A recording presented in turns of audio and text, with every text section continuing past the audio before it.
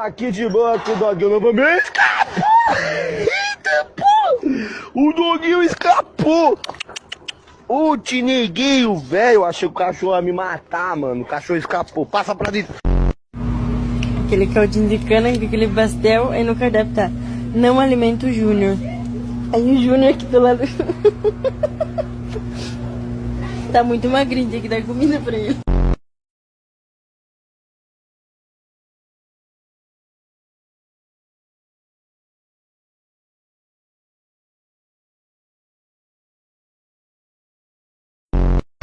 Gente, é o que eu acabei de encontrar na rua indo embora. Eu não tenho dessa cor. Quer vir? Quer? Ai, ele quer. Vamos embora. Ela vem.